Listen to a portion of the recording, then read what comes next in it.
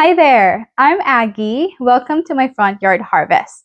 In this video, I'll be showing you how to make your own skincare tallow. I purchased suet from my local butcher, and suet is it's fat around a cow's kidney.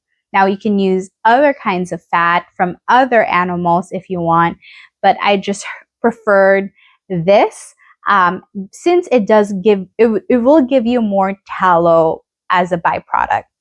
Now, with tallow, you want it to be, especially for skincare, you want it to be as pure, as odorless as possible.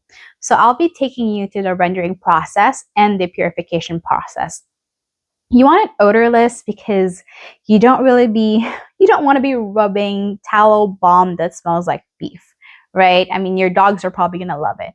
But for me, I want to add in my own scents like lavender or add in some calendula, as my skin gets pretty irritated when I garden and my hands get pretty dry because I wash my hands a lot when I can and when I garden and cook. And in the summer, my feet super dry as well, especially with wearing flip-flops and sandals. So I want to make my own tallow balm in the end. I also want to try making tallow soap. So if that all works out, I'll make a video to show you. So let's get started in rendering our beef fat. And then I'll take you also on the purification process, as it will take multiple times of purifying this tallow so that it could be as the best pure tallow that you can have for your skincare. So let's get started. Here's one of the packages I received from my local butcher. This is suet, which is fat around the kidney or liver, one of the organs. And I got several packages of this, and I'm just taking it out one at a time from the fridge because I don't want it melting since it is fat, and I'm going to work one package at a time. Got a sharp knife with me and a bowl. What I'm going to do is cut these into smaller pieces first, then I'm going to put it in my food processor. It is cold, which is kind of prefer that because it makes it easier for me to cut.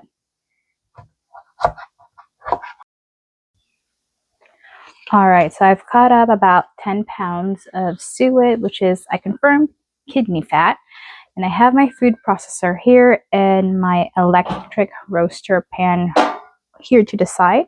So I'm slowly going to start adding my suet or beef fat into the food processor, because the more surface area you have on your fat, the more tallow you're going to be able to get.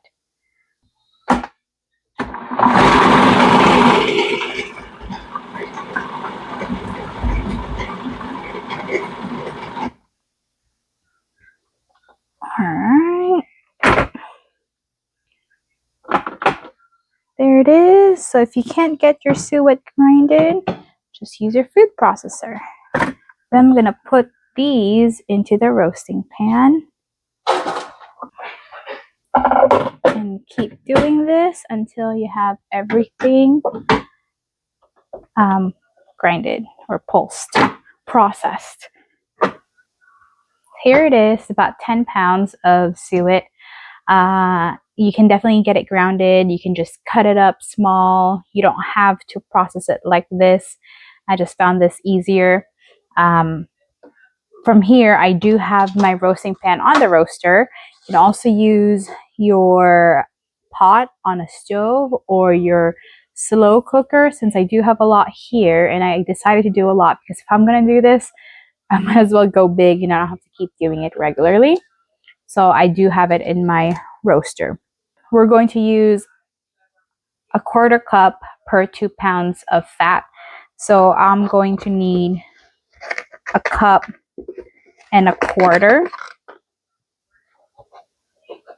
So here's a cup of salt and then my 1/4 cup.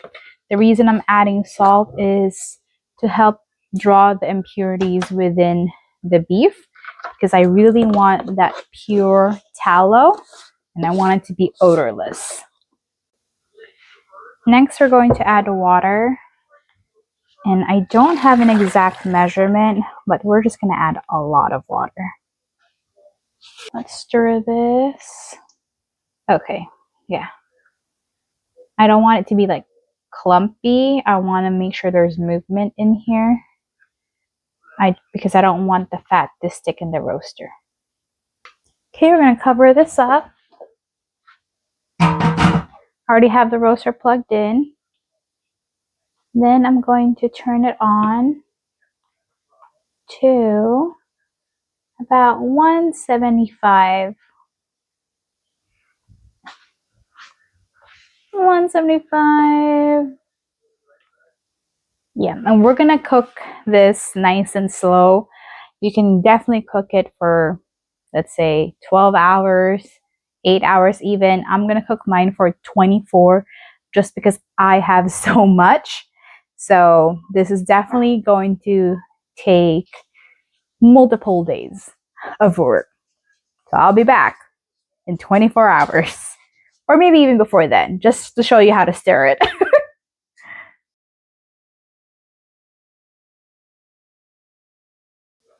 Okay, here we are. It actually only took about 18 hours because I did put it through the food processor, so it had more surface area to render. And let me just stir it a bit so that you can see it's really rendered down. You can even see maybe some brown fat on there. They're turning into cracklings. So that's ready to go. Now it's time for it to cool down. So what I'm going to do, I'm going to take a strainer and just try to get off as much of that fat chunk as possible. You do have to shake that out to get all the liquid out. Look at all that. All the impurities, the yuckies. Try to get that out.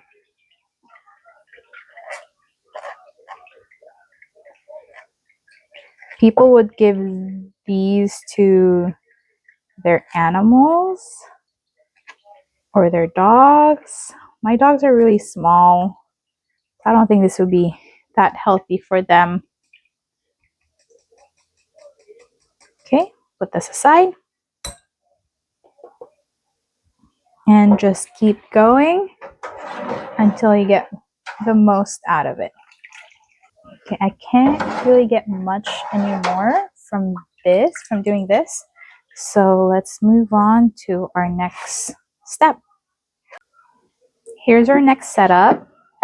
I have my big bowl. I have my strainer and a nut milk bag. You can use cheesecloth or a flour sack towel, whatever you want to use, but something that's going to help filter out all of the chunks of fat and meat that's in our tallow. So I have just something to scoop out. This is going to get really messy.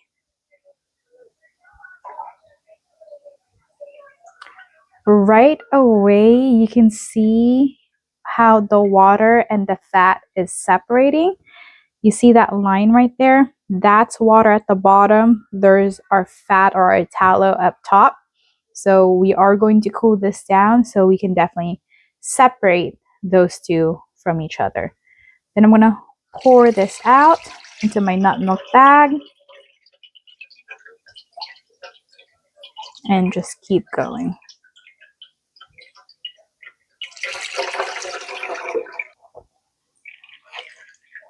Okay, anything in this nut milk bag, I'm just going to squeeze out. And on to our next bowl. Here we are. We have 2 bowls of the tallow and water mixture.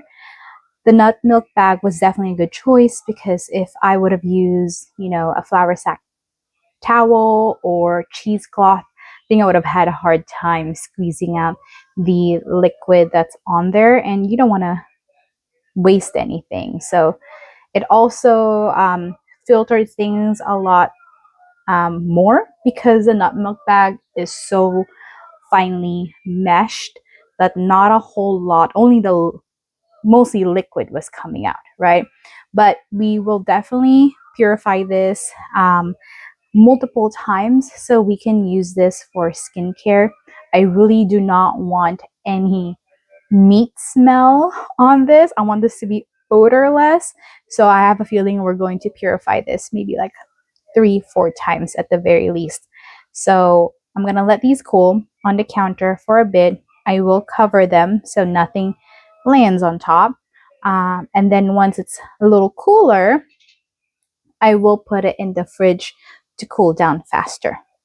I'll be right back, probably tonight or tomorrow. Hey there, welcome back. So 2 days ago, we started rendering the tallow. That took about 18 hours. Then yesterday, we strained all the fat out into our strainer and nut milk bag or cheesecloth, whatever you would have done, and stored that into the refrigerator to cool down. So now we are on day 3 of this process. I have my 2 bowls here, so let's open them up. We're now going to start the purification process. All right, let's do this. A few things. I have my roaster oven here. This is where I'm going to purify the tallow. I've got a cookie sheet here because I don't really want to make a mess on my counter. You can definitely use a cutting board. I have a sharp knife and a bowl because we're going to do some scraping. So let's get started. Let's start with the big one. Oh my gosh, look at that. There's our first tallow. I'm just going to scoot this so we can get it out. All right. And there's our disc. Wow, we got pretty lucky because there's not much impurities there. I think that nut milk bag really helped out. And there's our disc of tallow. Now place that here on the cookie sheet. And if you take a look at our water, again, it's not bad. Some people, like, this is their second or third time purification process, that their water looks like this. I think that nut milk bag really helped out. So what we're going to do is just scrape off the brown stuff. We don't want that on our skincare. I'm just gonna put this here and scrape as much of it as possible.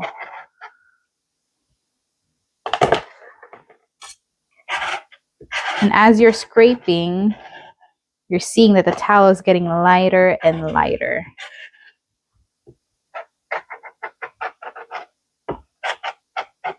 Be very careful. I mean, best practice is probably scrape away from you.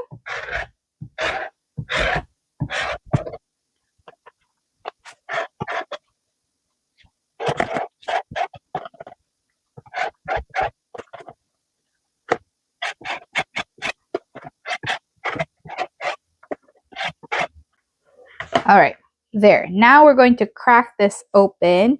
If your tallow has really cooled down, it's going to be solid in the middle. Nice. Okay, here we are. I'm gonna put this whole thing in the roaster.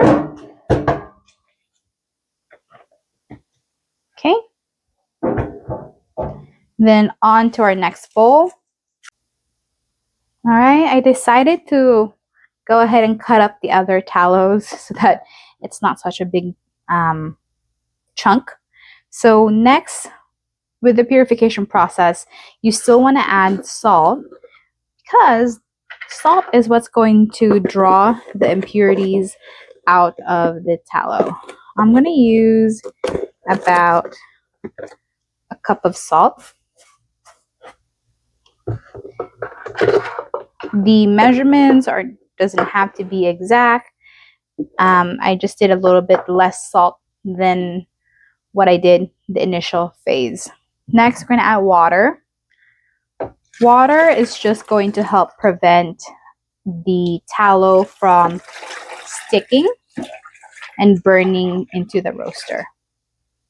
Okay, again, the measurement on this is not exact, just a prevention. Now I'm going to turn on my roaster at 200. You don't have to use a roaster to do this. Same as the rendering process. You can use crock pot or just a stock pot, or just a regular pot right on your stove top. Any of those work as well. So this, I'll just wait until it's fully melted, and then I'll be right back. Here's our tallow, nice and melted. I did leave this here for several hours just because I had to leave the house, but all you need to do was melt your tallow, and once it's melted, you should be good to go and start your purification process. Now that this is ready to go, let's get ahead and start it, and let me show you how to purify this. Our next step on the purification process is we're going to strain this again. And I have the same setup here, a strainer right there, got my bowl and my nut milk bag. Then I have my cup to scoop out the tallow in here. So let's do that.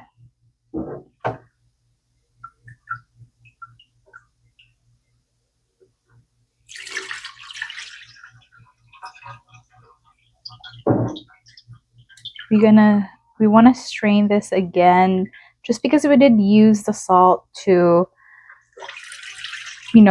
draw out those impurities.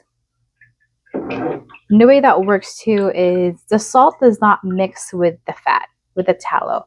The salt draws the impurities into the water, and since the water and oil do not mix, those impurities are going to stay within the water. So as this cools down and we get that disc of fat, all of the impurities are going to be out of that tallow, that fat, which we are then going to use for our skincare. So I'm straining it again just to make sure we're catching anything that we miss. Again, we're doing this, we're trying to be super extra here because I just want a really pure tallow and something that's odorless. There's nothing much in the nut milk bag, which is great. That's a good sign, right? There's our tallow. Okay, this go around, we only need one bowl. I'm gonna stick this back in the fridge to cool down and come back tomorrow. Now that our tallow has cooled off, it's nice and solid. I scraped off the bottom to remove all of the impurities that settled by the water. I'm cutting them in smaller blocks or chunks, and I'm going to put these back into the roaster to start the second round of the purification process. That tallow is looking really good already, and some people would be happy with this, and that's all good. That's totally okay. But for me, I just really want to get as much of the scent out as possible, so I'm going to continue with more of the purification process. The next step, once everything is in the roaster, we're going to add more water to prevent the burning at the bottom of the roaster.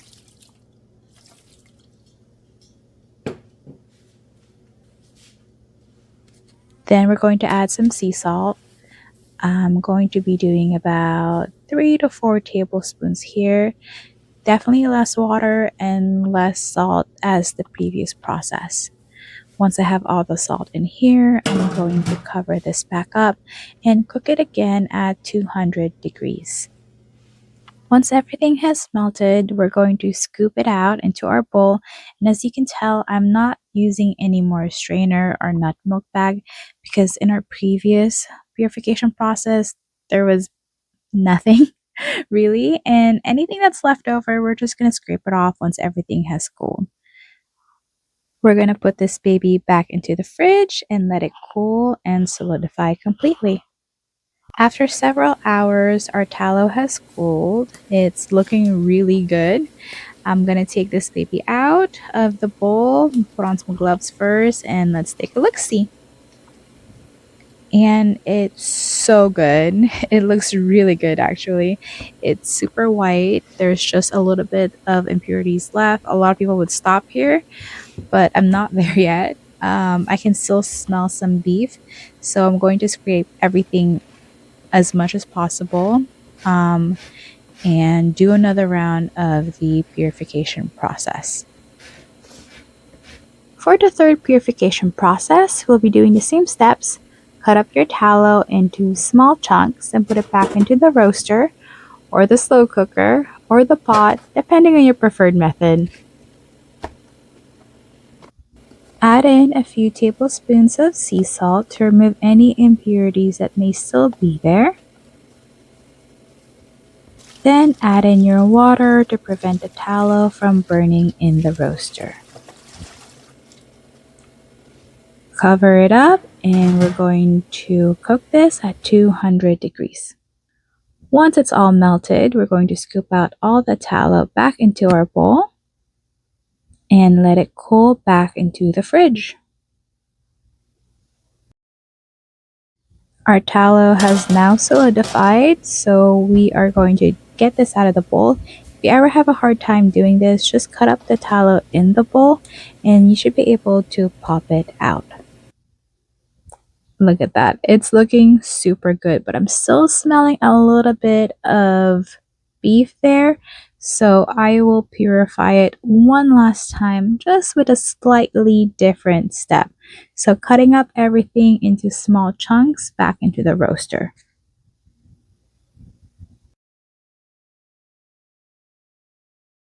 All right, one last time, we're going to add in a few tablespoons of sea salt to get as much impurities and smell out. Then we're going to pour in our water to prevent it burning. Now what's different is we're going to cook this uncovered at 200 degrees. Just let any of the smell out as much as possible. Wow, that is looking so good. I don't smell anything at all. And I'm pretty sensitive. Even my husband said he doesn't smell anything. So that's great. It's looking so good. No impurities at all whatsoever. Since we rendered this tallow using the wet method, we have to evaporate the water as much as possible to prevent spoilage. So now I'm going to cut up everything into small chunks and then back into the roaster, nothing on it, and we're going to cook this uncovered at 275 degrees to get all that water out. After a few hours, I poured it back into a bowl, or you can also pour it into a mason jar if you'd like to store it there. We are finally done. It definitely took several days, but that's okay because the product that came out is definitely something I wanted. It's super white, it's odorless, I'm very sensitive to smell, so I wanted to make sure that whatever I put in my body, I don't smell like beef because that's going to bother me all day. So now what I'm going to do is I'm going to separate these into blocks so that it's ready to go whenever I want to use it to make my lotions, soap, anything like that. You certainly could have poured it in a mason jar, but I just found that it's really hard to scrape it out of the mason jar whenever I'm ready to use it. So I'm going to be doing it like this, and I'm going to be putting them in bags, cutting it up, and then I'm going to store it in the freezer or the fridge so that it's ready to go whenever I'm ready to use it. I really hope you liked this video, you learned something new. If you did, I would appreciate a like, subscribe, comment, and thank you so much for watching, and I'll see you in the next video. Bye!